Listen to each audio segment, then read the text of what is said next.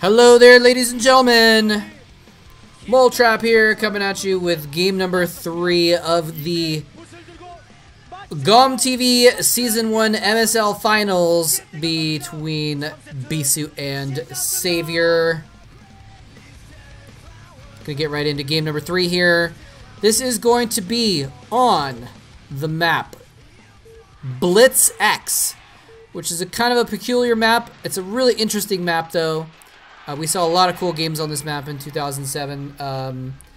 You've got these spawn points in the top left and the top right, and then there's like low ground leading out of your base, but then there's these weird high ground platforms in the middle with expansions. But there's also like a long route to the south, like basically it's kind of like there's two identical lanes on the left and the right side of the map, and then there's like different ways to go from the left to the right. There's one in the top, there's one in the middle, there's a couple in the bottom. So you get a lot of flanks possible and stuff like that. It's interesting to see some players will expand towards the middle, some players will expand along down the side of the map to try and keep their expansions farther away from their opponent or something like that. So anyway, it's a cool map. We'll see how it goes here for excuse me, for this particular game. And you know, Savior, you saw on his face there, he's looked maybe a little bit unsettled. Savior's been winning like everything, right? He's kind of used to winning. He's probably getting tired of winning at this point. But he's not looking to win right now. Look at this, he's gonna hide his drone. He's not even hiding it. He's just sending it directly down to the third base. He actually could have, I don't know if he realized he could have hidden it. Bisu runs in there and sees, okay, there's no spawning pool. Got to go back down and harass the expansion. Where's the expansion? What's going on? What am I missing? Where's the building? He's actually building a base in the middle? What is he doing? Oh, maybe he's scouting for proxies. So that drone is actually a drone scout. Looking around for proxies. Nope, it's not. I'm JK. I mean, it may have been looking for proxies as well, but he's also putting that expansion at the middle base. So Savior being a little bit aggressive, putting his expansion forward towards Bisu, basically. You know, kind of gutsy, I should say. Now this is, I mean, this map, it has these middle expansions. Now as we saw that the drone kind of go over and check out, there are minerals blocking the left and the right sides of the map in the middle. So it's not, it's a little bit towards his opponent, but it's not actually like right next to it or something like that. Bisu would still have to go, if I remember this map correctly, down through the middle of the map to get back to the top of the map, to get after the expansion. And now there's a bit of a fight, a little bit of 1v2 going on. That's not fair, drones. No, Savior doesn't fight fair though. Pylon going down to block the expansion. The probe is like, all right, I give up. I can't win this battle. There's two of you and one of me. But my big brother Pylon can. Excuse me.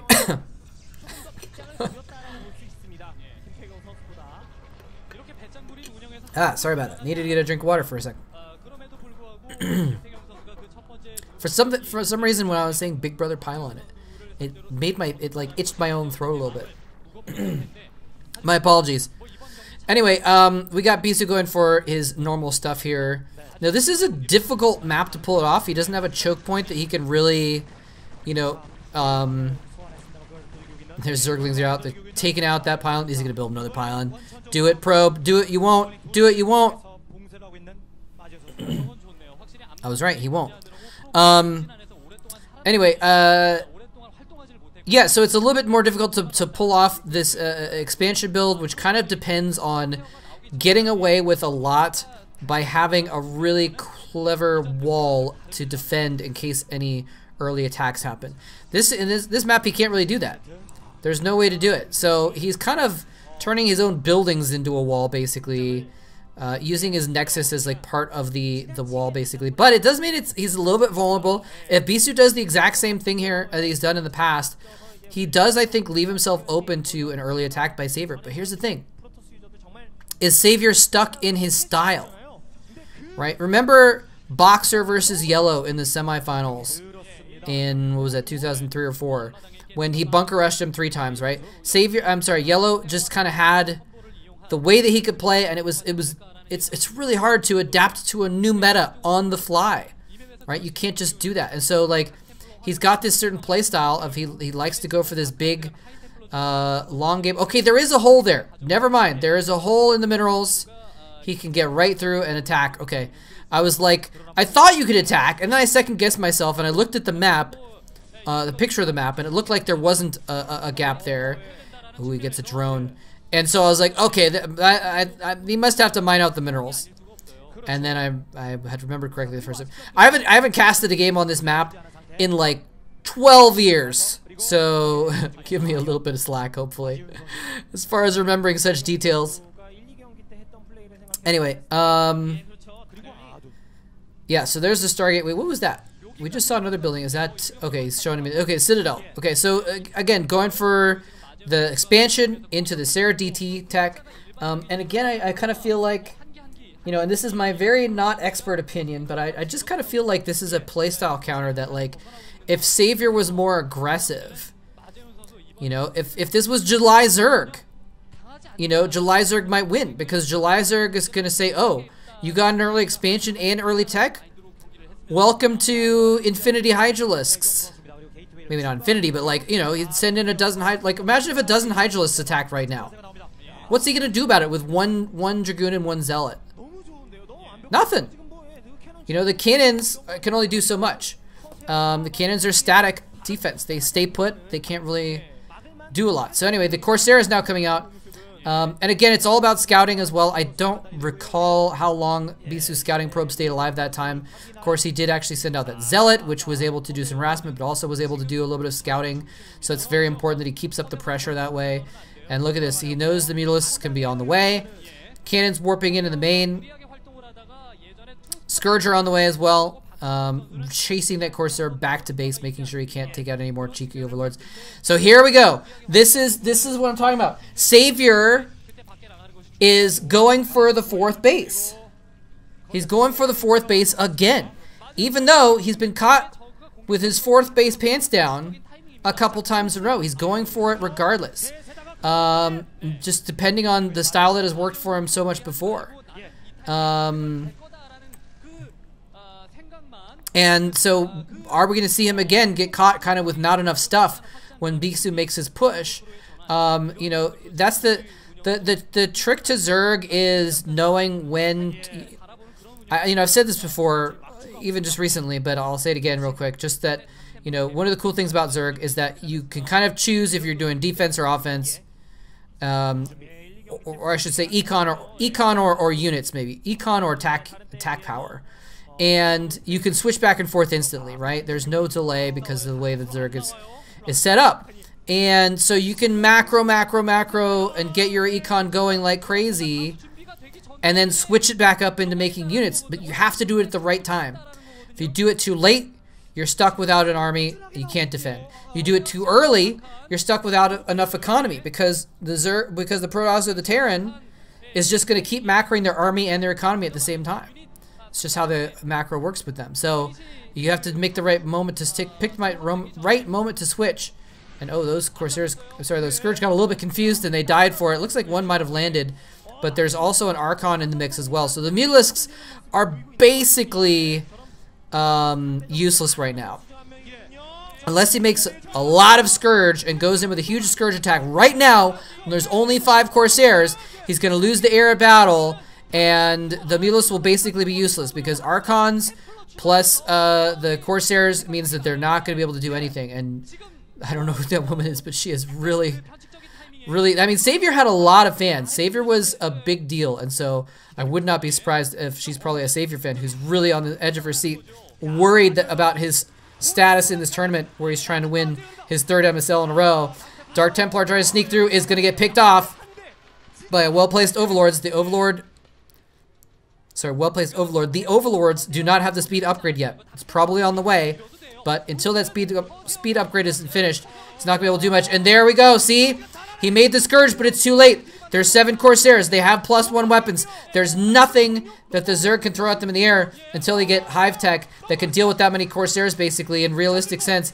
They're going to be able to just slaughter the Overlords now. The Zealots coming in as well. And Savior doesn't have an army. He's got a 4th base full of drones and no army. He's got a few lurkers coming in here. And this actually could be key because he doesn't have a big army, but it's a very technical army. It's an army that can be invisible. And, yeah, so again, Bisu just overrunning his defenses. Static defense in the 2nd base now. He's going to try and stop him from running right by. He just runs right by those Sun Colonies. Savior trying to hold the ramp as well. Sending drones from the main to fight. The lurkers are going to be able to get in a good position and start attacking those zealots, but the zealots now charging into the main base to do yet more harassment. So the Dark Templar's not actually accomplishing much here, but the Archon accomplishing a lot, and the zealots actually doing most of anything. Oh, all of the Mulas get polished off as they try and attack the 2 zealots in his main. They only kill 1 before the Corsairs finish them off. DT's marching across the map as well. Psyblades in hand. I think DTs have Psyblades, right? And ready to start chopping away. There's no more Overlords! There's no more Overlords! Is he actually going straight for the sunken colonies? The Corsairs are going to kill any Overlords. There's not even eggs morphing right there, so he knows the Overlords would have to come from a different direction. Okay, Overlord's coming in from the side, but it's too late. He's already killed the Sunkens. Although that's what the Sunkens are there for. So it's pretty reasonable. But Bisu just attacking every different way at the same time. Attacking the air, attacking the natural, attacking the main, attacking the 3rd. Letting the 4th go for some reason. But probably going to attack that soon, right, by the way.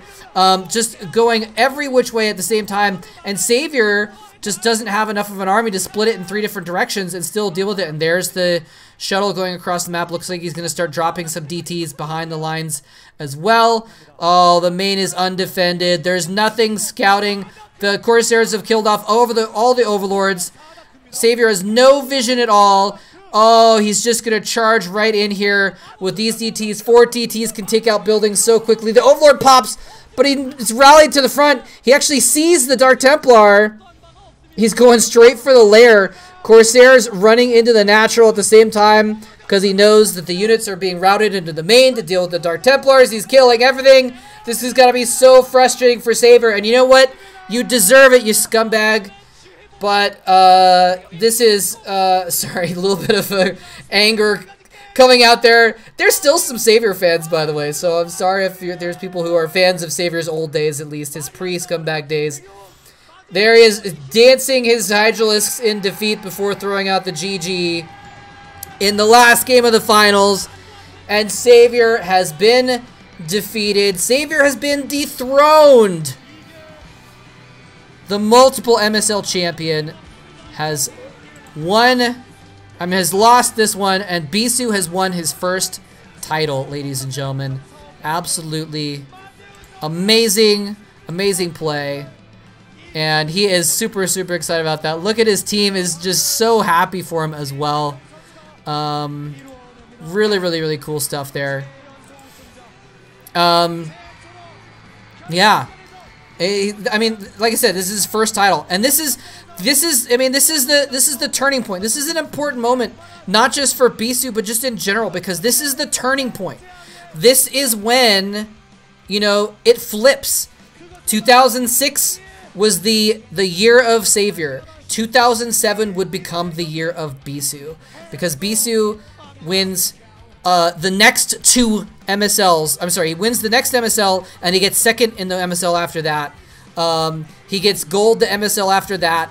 He wins an OSL, no, another MSL. He gets third in an OSL. Like, the next year and a half are just Bisu rampaging through Star Leagues and placing or winning in so many of them, and they really like showing that guy in the horse head for some reason. That's really, really weird, actually.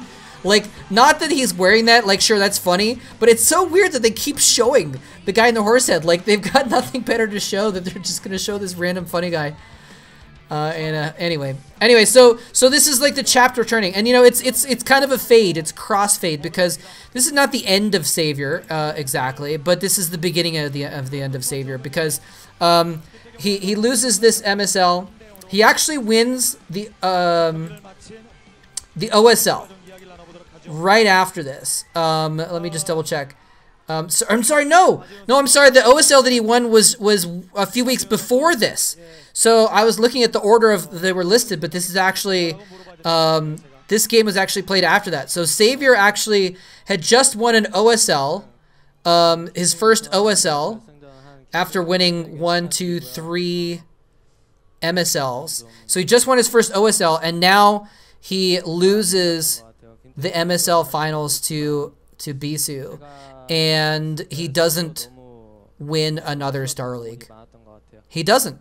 He still wins. He wins like a special show match called the Donor Stream match, which is just him versus Savior. So, you know, it's not like he won a tournament there.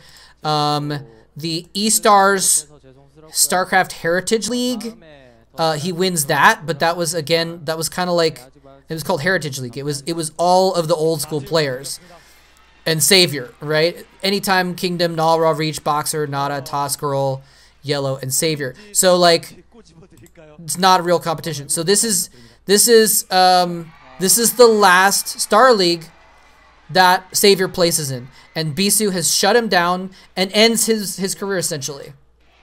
He doesn't win any real Star Leagues after that. So that's why it's such an important moment, because it's a real turning point. And like I said, Bisu then goes on to win multiple MSLs and OSLs and gets a couple seconds and thirds as well over the next couple years. So anyway, just a really interesting moment in StarCraft history that this happens, and Bisu kind of hasn't won anything before, kind of comes out of nowhere almost to defeat the best. And there is his teammates right there. Man, what's that guy's name?